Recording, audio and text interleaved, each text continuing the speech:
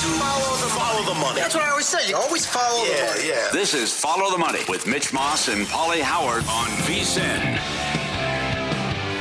Here we go. Welcome in. It is Follow the Money on VSiN, the Sports Betting Network. Mitch Moss along with Pauly Howard. We're live in downtown Vegas. Circa Resort Casino was a spot. 3-hour banger lined up for you today. Chris Macero on the program in studio coming up in 30 minutes. Professional sports bettor. Nick Whalen, NBA card tonight with player props. Been great going back now several weeks on this show. And Adam Hill, who covers the Raiders and a lot of these college basketball tournaments in Vegas this week for championship week on the show a little bit later on. Heavy college hoops on the 3-hour docket today.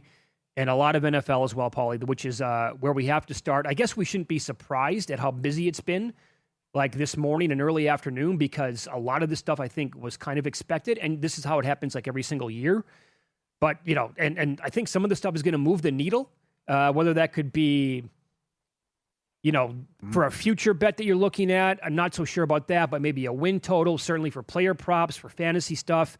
The example here to begin, Kenneth Walker, Super Bowl MVP. What's been the weakest link or one of them for the Chiefs now going back a couple of years? Well, certainly the running game has been one of the weakest links on that team. And they go out and get a guy who the metrics don't lie. He had very good numbers overall this year when you look at, you know, beyond the back of the football card numbers, so to speak, the mainstream stuff. Yeah. And he was the best player on offense for that team and leading the Seahawks to the Super Bowl. And that's a pretty big get here for KC, in my opinion. Yep. No running game the last couple of years. Disappointed in Seattle. He forced 61 missed tackles and generated 10 rushes in which he gained 20 or more yards. So Mahomes was excited. Great move for the Chiefs. They also bring back Kelsey. Which doesn't do anything for me. No, but it ends that speculation, though. Mm-hmm. Still, if he has a little bit left in the tank, fine. But it's a big get for the Chiefs, and I will see what Seattle does. And it started with a bang over the weekend with a trade that benefited and worked out for both teams, I felt. The Ravens, that window's almost going to close here. You only got a couple years left with Lamar Jackson. You get Crosby, and the Raiders get what they needed most was picks.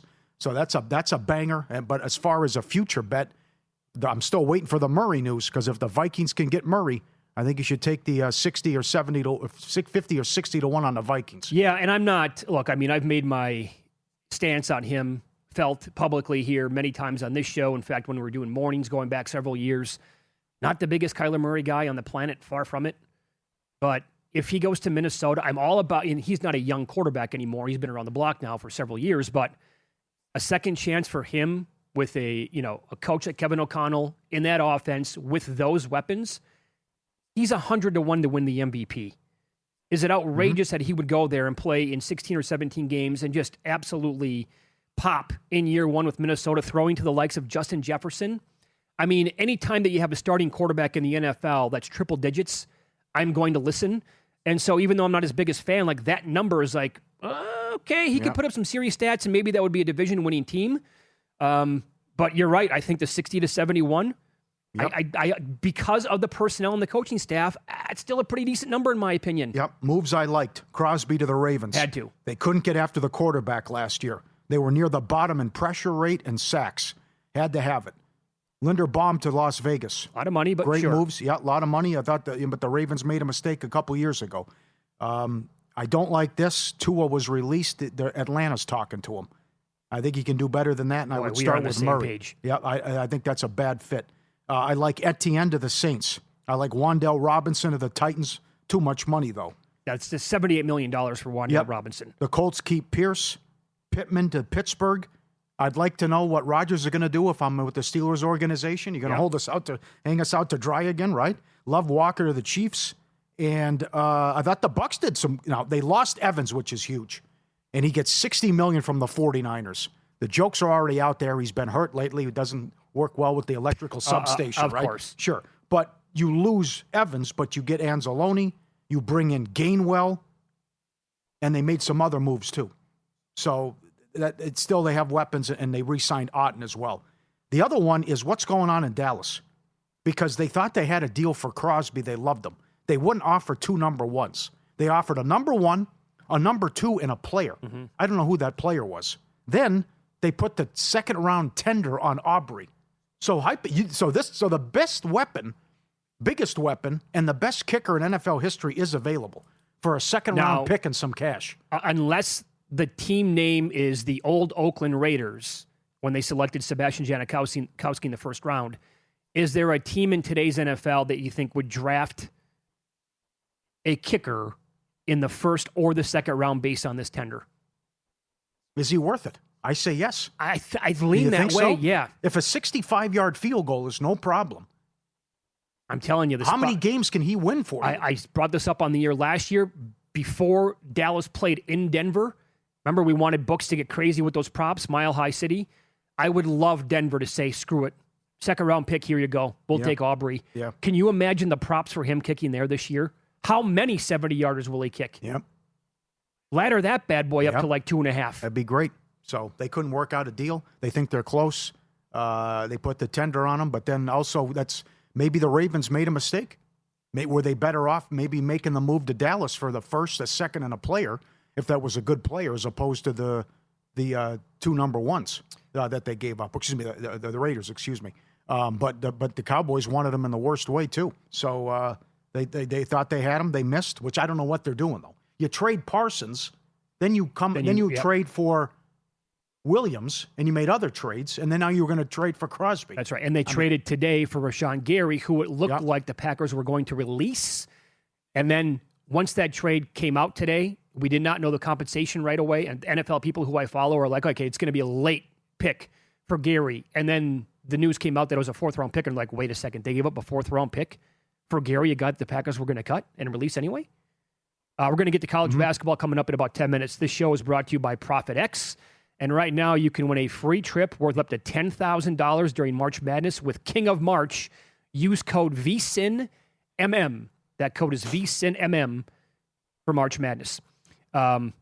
So would you, back to Aubrey for 1 second here.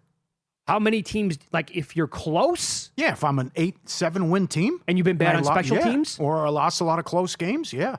He's the ultimate weapon. Boy, the Rams, they don't care about their picks. No. The special teams got him last year. Well, thicker kicker was good, though. No, I know, but I mean, Aubrey's going to be an upgrade from anybody in the league. Yeah, absolutely. That'd be intriguing to me. I thought the Eagles were going to keep Phillips. That's a big blow. Yeah. Phillips goes to Carolina. Mariota stays in Washington on a one-year deal. Dobbins stays put. Kolar went to the Chargers. And likely to the Giants. They also got Edmonds, too. So Harbaugh's making moves. That's nice. Yeah. How do you not like the likely move? Yeah, it's a great. Yeah, Bellinger went to Tennessee as well, so that's a good move for Dart and the Giants. That offense, by the way, Pauly, is going to be Dart at quarterback, Scatteraboo at running back, Neighbors back at wide receiver, Theo Johnson and Isaiah Likely at tight end. I know they lost Wandell today, like you said, but that's a pretty good starting point. Did he get $80 million? Who's that? Did you say that, Robinson? Wandell, how much it was? I saw 4 years, $78 million. Oh man, and I thought the Raiders gave up too much for Naylor. That's too much money, too. It's a lot of money, and yes. And then Willis didn't get as much as I thought. He got $60 million. 40 of it's guaranteed, though, as it goes to Miami. I wonder if that's because Miami has to pay now all that dead money. It's $99 million, and they owe Tua like $50+ million this year for cutting him today. They have the same odds as the Jets. Both like 250 to 1 to win the Super Bowl. That's how bad it is in Miami. And I hope I'm wrong on this. Excuse me. I don't like the landing spot at all for Malik Willis. Yeah. I don't like the fact that the new coaching staff that they have down there with the offensive coordinator and the passing game coordinator, who was the old now OC with Philadelphia, it's a bad recipe. Yeah. And I thought that there were maybe some other landing spots that would have worked out. It's a very small sample size, but what Willis has done with his career to come in when Love was hurt, now that's, again, he's going to go from Matt LaFleur, who that guy deserves a lot of credit as well, because Willis was, almost out of the league when he was at Tennessee. They had no idea how to use the guy. That flipped in Green Bay, but a small sample size. And again, I hope I'm wrong on this because I like him. I just think Miami is a bad spot for him with who he's going to be working with down there now in the coaches and the lack of talent overall. Is Tua still an okay fit because everything that Atlanta does could be shorter at the line of scrimmage? I would rather play Michael Penix. Yeah, I think I would too. Because you drafted him 8th overall. You need to see what you have in the guy. Okay. Overall. By the way, going back to that Friday night trade that was made. You rather have Tua or Cousins? Oh, and I need to think about that one for a while. Yeah. Yeah. Did you see what the Ravens were like in prediction markets to get him? I did not know. They were not high. They were not like one of the highest teams on the list. Yeah, it was the Bears. Yeah. Thought it was going to be the Bears. And good for the Ravens, though. It's a great move. Big fit. Good fit. Yeah. You had to have it. Could not get after the quarterback last year. So that's big. The other question is, should you give that much money to a guy who's 30 years old? But that remains to be seen, and that's a fair question, too. But based on the fact that you were near the bottom in all those key pass rush categories, pass rush win rate and pressure rate and sacks, and again, you don't have much left with Lamar here. You're running out of time. Well, Warren Sharp had a great tweet on this because the Raiders have been so bad the entire time that Max Crosby's been in the league. Yeah. That the Raiders were rarely, if ever, playing with a lead late. And so he was still able to generate, pressures and get a lot of sacks for a team that did not have the lead much late in games. And now Baltimore is a team that will have the lead a lot late, meaning the opposing team is going to be passing more in the third and the fourth quarter. That probably means he's actually going to be a little bit better than what he was.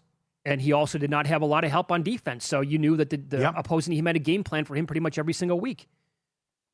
And I think you're right, Paul. I think with what you said there, the window is getting shorter and shorter by the minute with this team. Going for it like this and going out and, giving up 2 first-round picks saying, okay, it's Super Bowl or bust basically in the next couple of years. So I love the fact that they're actually going for it. Mm-hmm. It is. Yep. That's how you have to look at it as far as I'm concerned. All right, let's follow the money. We're live in Vegas. Circa Resort and Casino is your spot. We're going to get into college basketball coming up next. Pauly has a very interesting tidbit in the American Conference. He'll share those details coming up next.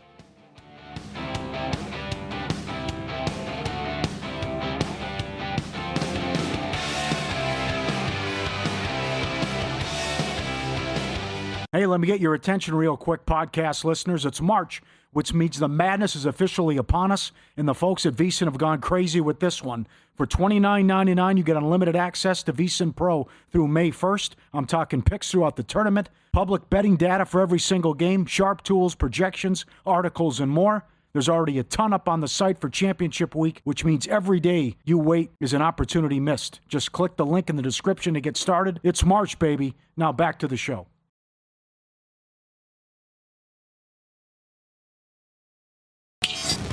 This is Follow the Money on VSiN. Welcome back. College basketball now. Really, it's no longer championship week. It's really like championship weeks back to back, but this is your big boy. And for tonight, we do have a couple of title games, one in the Sun Belt, others in the SoCon, and then the semis in the West Coast out here in Las Vegas, the Horizon and the CAA. I do have a bet on the board tonight that we're going to get to coming up in a minute. I did tease this one to pay it off right away. It's not tonight, but later this week. Something to keep an eye on here. What is this gem that you found in the American? I was going back and forth with Bruce Marshall. In the American Athletic Tournament, it's being played in Birmingham. It's not on UAB's home floor, but they're 22-1 at DraftKings to win it. They're the 4 seed. They went 0-9 ATS in league games at home. They went 9-0 straight up on the road. Do we consider this neutral or home? And what do we do with UAB? But that's bizarre that I've never seen that, the ultimate bipolar team here. And the opposite of what you expect. Issues covering at home, dynamite on the road. So is it more that it's like, well, it's in their backyard, but not on our home court? And is it worth a sprinkle at 22-1? The 1 seed is on fire, South Florida, and they would likely draw them in the semifinal. Oh, that's a good question. Because they're, playing obviously in that same city, but just a different gym. I'd probably lean towards it being like 2/3 of a home game. Yeah. And then the other third being a neutral site for them. I'll give you one tonight in the Horizon semis. Northern Kentucky is 20-13 on the year. They were 10-10 in the regular season. Wright State won the league.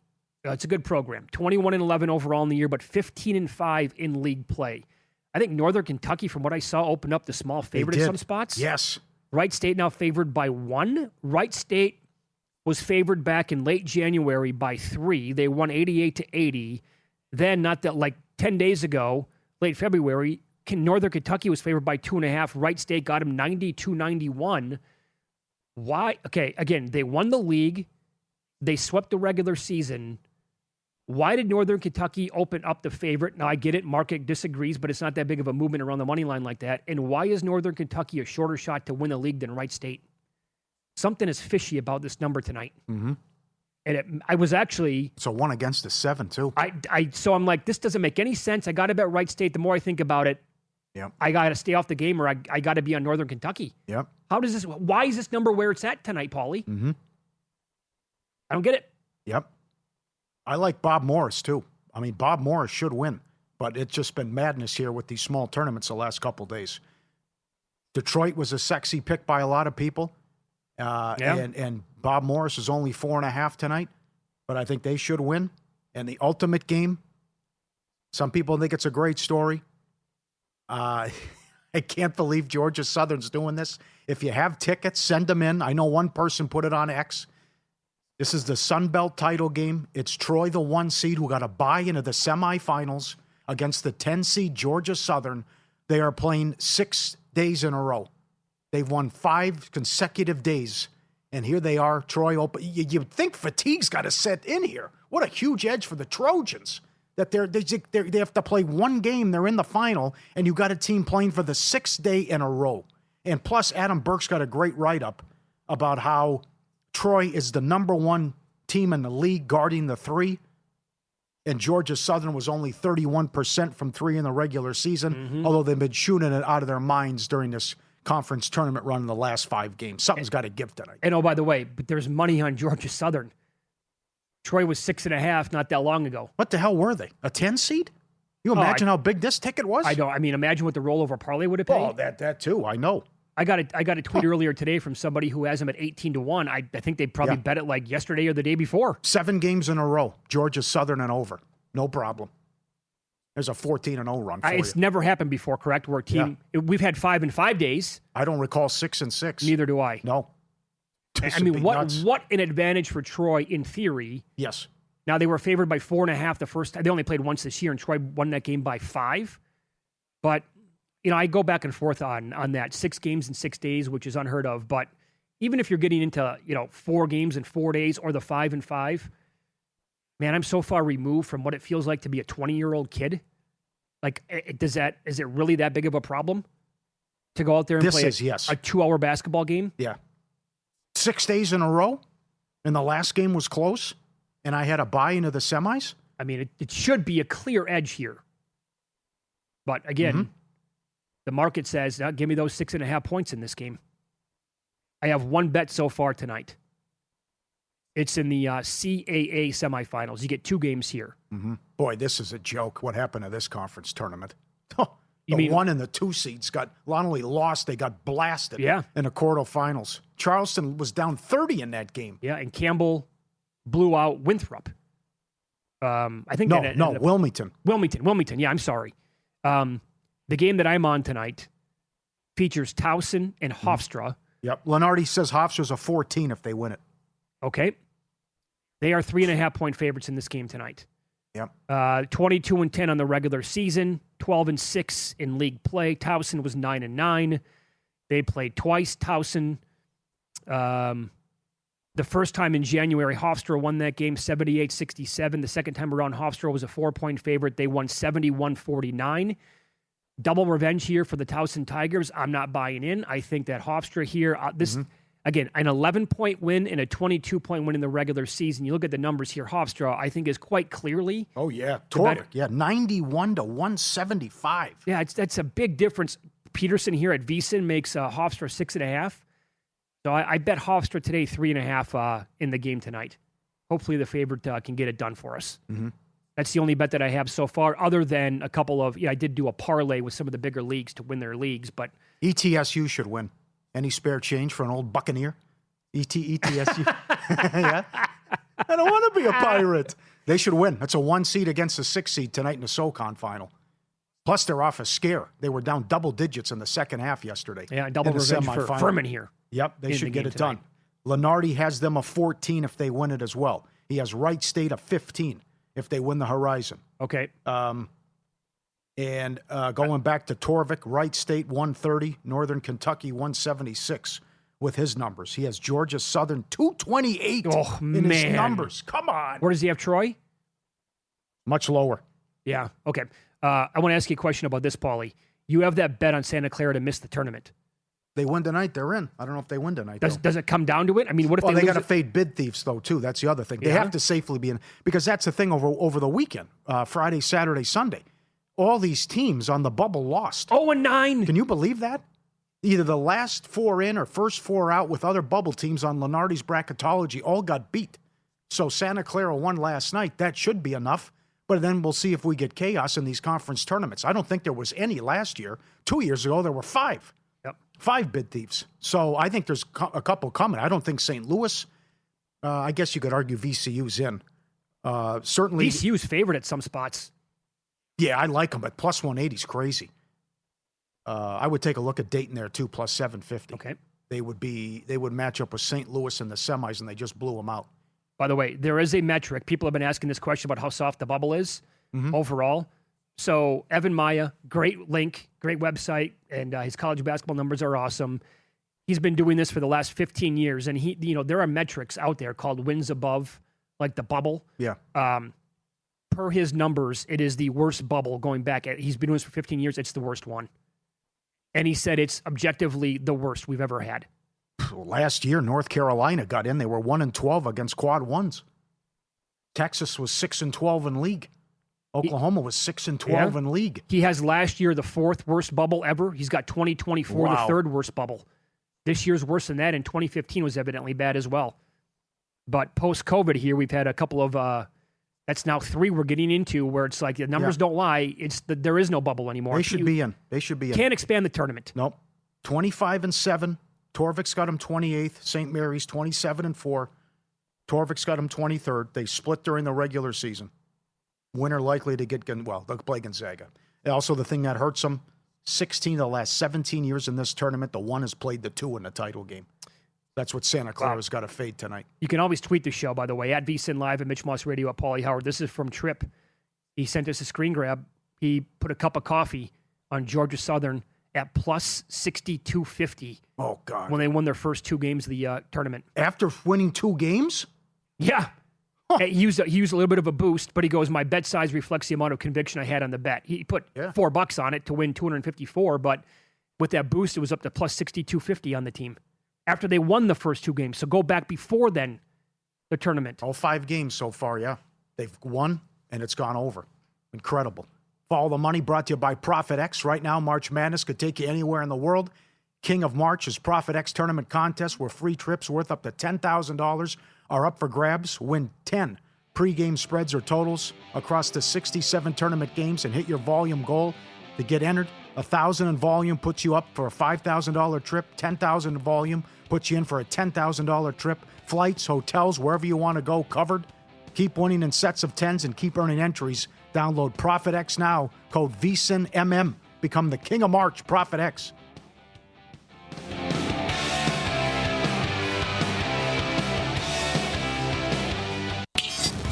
This is Follow the Money on VSiN.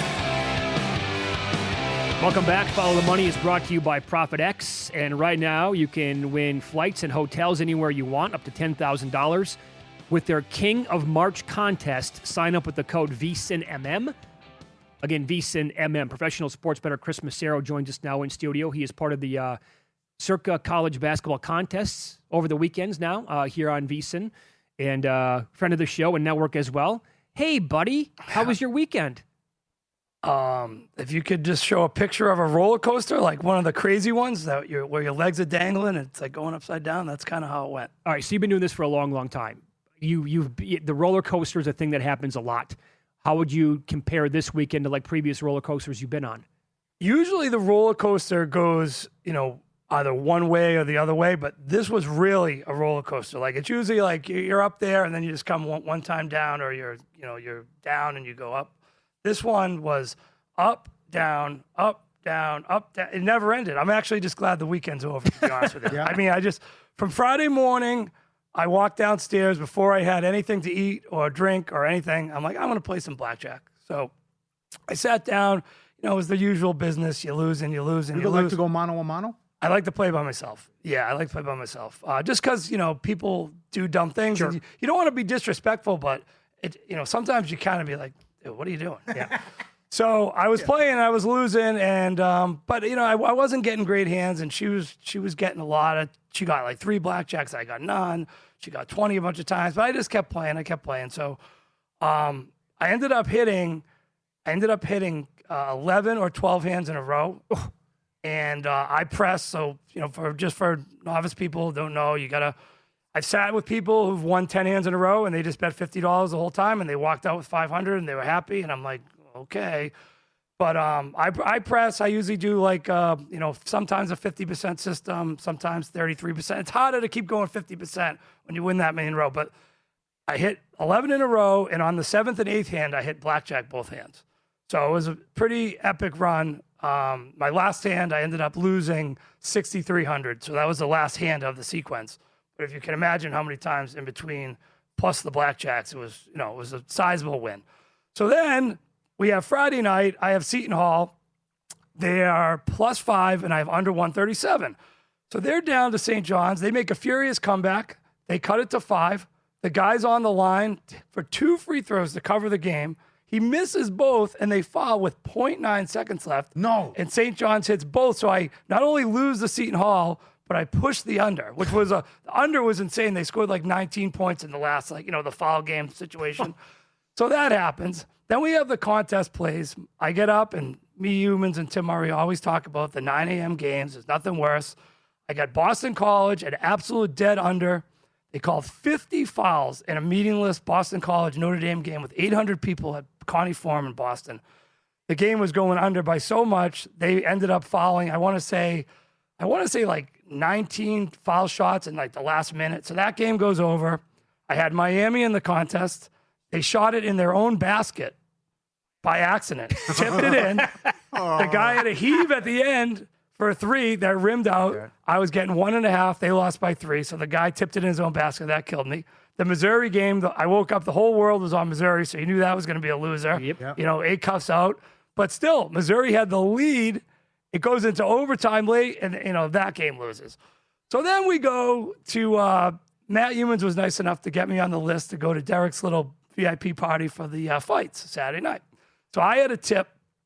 It's not like a nefarious tip like some of the stuff that's going on in the UFC, but I'll ask you about that in a second. we can talk about that. But I had a friend of mine who knew that Cody Garbrandt potentially wasn't really going to be up for the fight.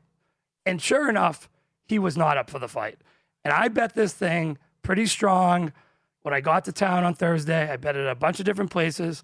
So I had about 9,000 to make 6,000 on Long Zhao, XIAO.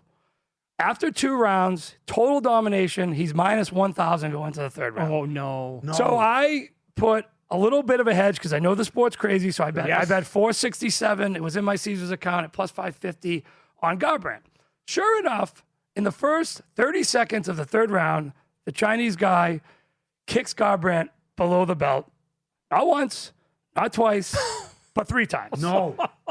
He got 2 points taken away. No. I've talked to many people who've been involved in UFC for a long time. They've never seen 2 points deducted in 1 round. The Chinese guy still won all 3 rounds. So I'm thinking 30-27 minus 2, 28-27. Unanimous decision. They gave it to Garbrandt. So I went from hitting, that's a $15,000 swing there. So I'm kind of on tilt, as you can imagine. So me and Humans are watching the BYU game, and everyone's texting me because that's my last play in the contest. I'm 1-3. They're like, BYU can't hit a shot. So I look at the stats at halftime, and I said, regression to the mean's coming. Texas Tech had hit 12 3-pointers. They were like 60% from 3. So I put in I put it on X. I put in like a $3,000 second half bet on BYU. I had BYU live plus 5.5. I had BYU in the money line. So BYU wins. I ended up getting all the money back that I lost on the fight, so I'm back to even. So to speed this up, because I know I'm taking a long time, yesterday morning, I put out a tweet late night. I'm like, take Rutgers, take Iowa. I put in a parlay, Rutgers, Tulane, Maryland, Iowa. Iowa plus 7. Tulane was a push, but it was a sizable parlay, 700 to make 8,000. Gets knocked down to like 4,200 with the push. Iowa is down 3 with 10 seconds. They have the ball under the basket, and all Nebraska has to do is just foul. Mm-hmm. They'll have 1-1, and they'll probably miss one or miss two or whatever, make two, have to kick it out. They're not going to get a wide open three. Ended up getting a wide open three. Goes to overtime. We all know what happens in overtime. Sure enough, getting 7 points with 1:49, the game is tied, 75-75. The following possessions, Iowa goes down, hits a three. Nebraska goes down, hits a three. Iowa misses a three. Foul, 2 shots, down by 5.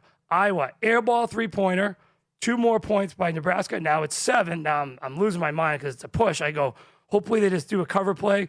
Nope. Pass to no one, stolen, layup, down by 9. Now there's like 12 seconds left, and Iowa just stepped out of bounds. The game ended. 9 straight points to end. The parlay lost, the bet lost, everything lost. So it was just a. It's like Winthrop. That game was crazy too. I actually came back. I did an around the world on Orlando, first quarter, second quarter, halftime game. Got some back, but then I was texting you last night, Mitch. I sat down to this very nice couple at a bar having dinner. And they're like, "Could you put on the tennis? We want to watch the tennis, Indian Wells." And I go, "Sure. Who do you like?" They're like, "Oh, we want to watch Tommy Paul." I go, "Sure." I go, "Tommy Paul, I recognize this guy. He's playing a 19-year-old kid from Brazil." So I took the money that I hedged on Garbrandt. There was like $2,500 in the Caesars account, and I put it all on Tommy Paul. And if you saw my tweets last night, Tommy Paul looked like he was on ecstasy. His eyes were pinned. He couldn't hit the ball over the net. He had about 17 unforced errors in the first set, and he lost in straight sets. So that's how the weekend. Ended. Now, we're on to this week. Did you get phone calls or texts about the fight after with Dober and Johnson? Yeah. I'm not going to use the F word. There was even internet conjecture about a nephew being kidnapped. Sometimes guys get hurt in camp. It was taken off the board at numerous spots. Johnson was $1.50. Dober went off minus 220, knocked him out. So I didn't tell many people about my tip on Garbrandt not being ready for the fight. So I called the one guy, and he's not a well-known guy, but well-known around the UFC type of thing. He tells me he's never heard about the 2 points. He goes, he can't believe what's going on with the Dober fight. I go, what do you mean? He goes, I bet it yesterday at plus 120. He goes, don't bet it now. It's minus 220. And DraftKings just took it off the board.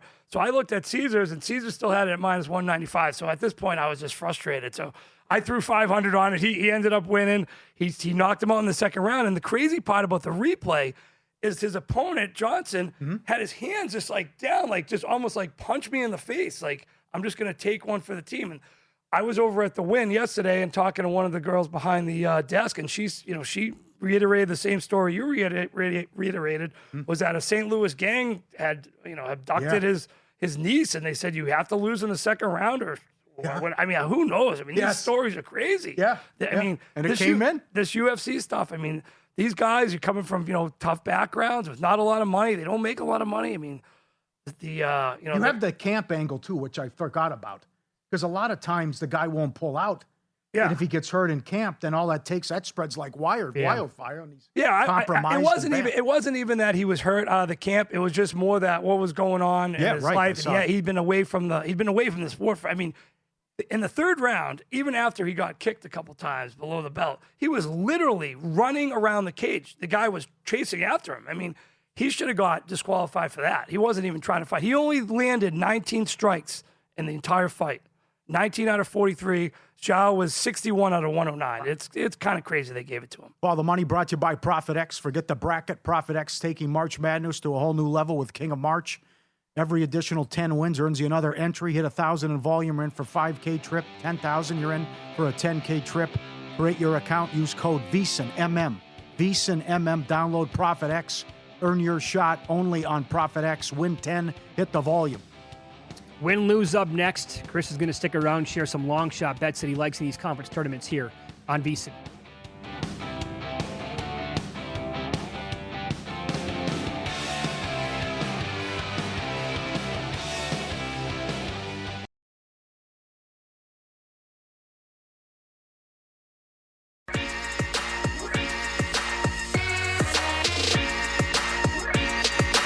Win Some, Lose Some is sponsored by the Sharp Plays.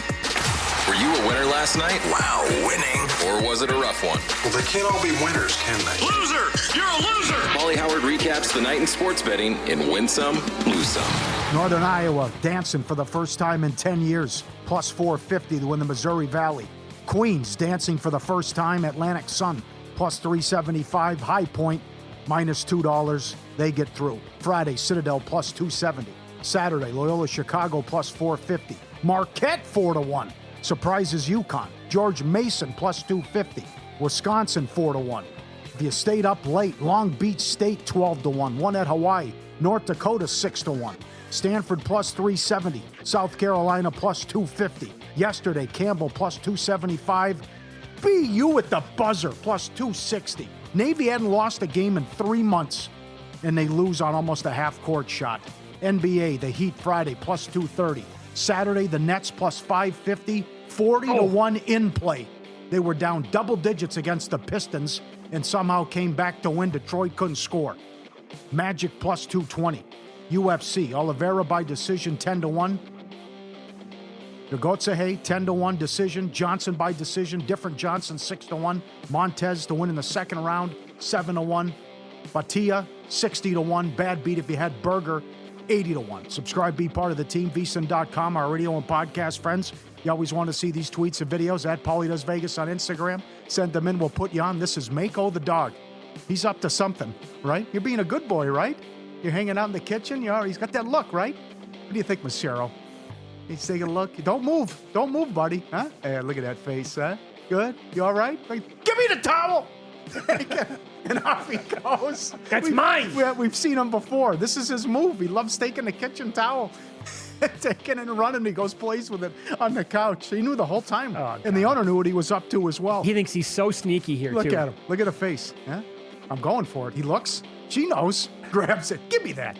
Grabs the kitchen towel. What is this? The stereotypes out of control? What are they doing to the Italians? There's a fighter who throws pizza at his opponents. Oh, my God. And it knocks him out. Look at this. He throws the pie.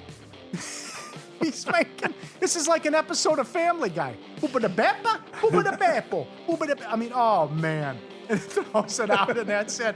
It's like Mr. Fuji with the salt. Yeah. Come on. Somehow this got into my Instagram feed, and I was crying, laughing for like 10 minutes. You should have seen the likes and the shares and everything on this thing and the comments. Oh, my God.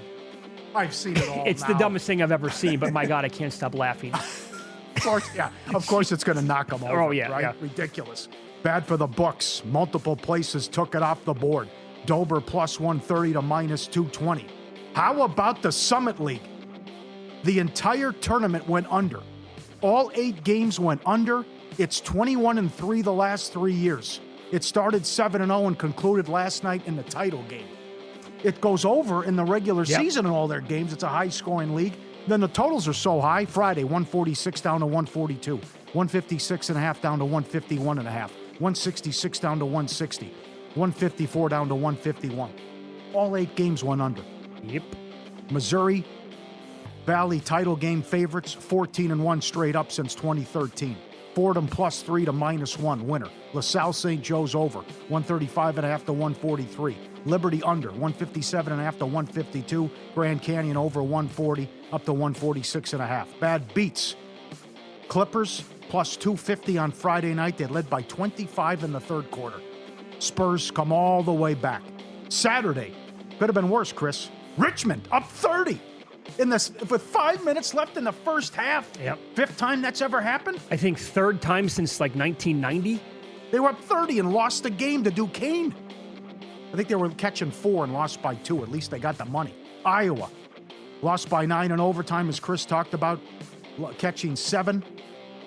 Berger bad beat, and Eric Barnes top 20, 30-1 that Jeff Seeley gave out. He finished 21st. Some guy hit a from way downtown bang to get us. So I have an app that whenever the PGA is over with, it alerts me on my phone, like, okay, it's finally concluded. So I clicked on it. I wasn't watching, and I go down, and Barnes tied for 20th. I'm like, oh my God, he got it right. That's a winner out of Jeff. I tweeted it out. 3 minutes later, stat correction, because that guy sunk one from deep, and it moved him to tied for 21st overall. As high as 60-1 top 20. He started out with 2 bogeys, and then the problem was he got all the way to 9th, but he was early. So then the wind didn't show up, and founded in 2011, the Sharp Plays just completed another dominant run, including a 2025 campaign that saw Bankrose double, 15 straight years of winning, all documented, records and logs at sharpplays.com. Sharp Plays, separates. That's what separates the most from the betting industry. When the sharp plays moves, books take notice. Advanced AI tools, trusted insider intelligence, identifying price, value before the numbers shift. Respected, watched, and feared. Start winning. SharpPlays.com. Look for the Mr. Poison tweets daily. SharpPlays.com. Can I put you on Dayton conference tournament? You don't want them? No. Okay. I don't want Dayton. No interest. Western Kentucky? No, I don't bet high school basketball. Come on. I discussed it on Friday. I have no opinion on those small conferences. A-10? It's just a level of play is just terrible. You can't really hang your hat on any certain thing. Like, I mean, A10 I play, but I don't like Dayton. What VCU just smashed them the other night. Why is Dayton smashed St. Louis, and they probably get them in the St. Louis didn't look too good. George Mason. I mean, St. Louis is not that good a team. You know, someone said last night, send me a thing, George Mason 50-1, but it's down to 28-1 at Circa. I took some shots at some big long shots. I played TCU at 90-1 here. Okay. You know, they've won 8 of the last 9, 20th defensive efficiency.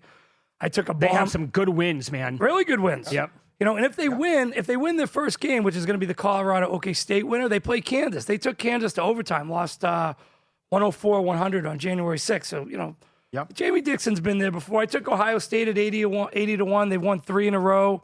You know, they beat Purdue, Penn State, Indiana. You know, obviously, if they win the first game, they're probably going to play Iowa. Then they play Michigan. Well, you know, one of the games versus Michigan this year at Michigan, they were leading 48-47 with 10 minutes to go. So they're full strength now. They got Mobley back and Royals back, and Bruce Thornton's been awesome all year. Mm-hmm. A very veteran laden team, and you know they got him playing pretty good. I took a shot at Miami 25-1 yesterday. I saw Circa moved it to 17-1. You know they have the double bye. And they would have to beat Duke, obviously, in the championship game. They'd have to beat some other tough teams too. They'd have to go against Virginia, but they'd obviously have to beat Duke, which is a tall order. But a weird thing this year is Miami hasn't played Duke.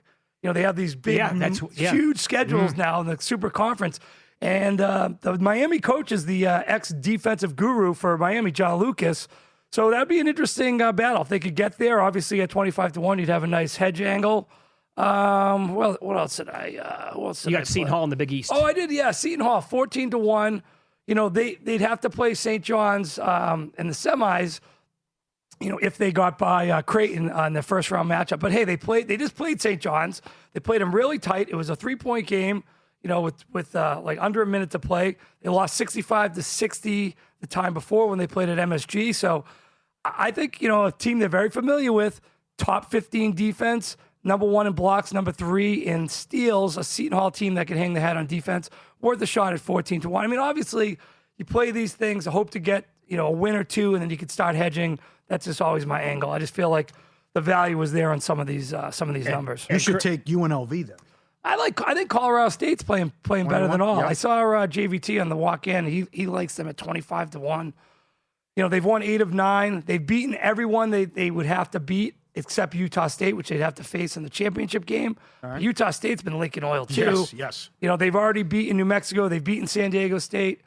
They for a weird stat, they lost both times to Boise, but I don't think they're going to end up facing Boise. So, I don't know. Colorado State's been playing better. They've improved throughout the year. You look for teams that are improving. Like, I was, Mitch asked me who I like tonight. I don't really like any of the games tonight. But, like, tomorrow, Maryland's going up against Oregon. Oregon was just in the Midwest, had to fly home, a lot of energy against Washington. They blew a big lead. Biddle's on his way out. He's a senior. I feel like Dana Altman's kind of like, I think he might be all done there. Yeah. And I feel like, at Maryland, they had a great effort yesterday against Illinois. They're catching 3.5. They're building towards something for next year.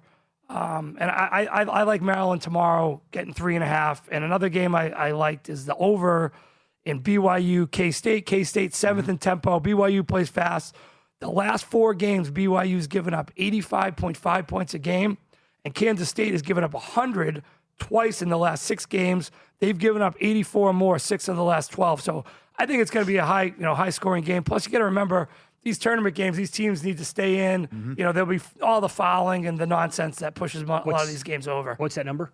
166.5 at DraftKings. All right, buddy. Follow Chris on X. He's at Real Gauge. That was awesome. Thanks for popping in today, man, and good luck tonight and this week and over the weekend in the contest as well. It's going to be fun. A lot of games kicking off tomorrow. The big conference is excited about it all. We'll get into those coming up next. Always shop around. There are some big differences from book to book. I'll detail that next here on VSiN.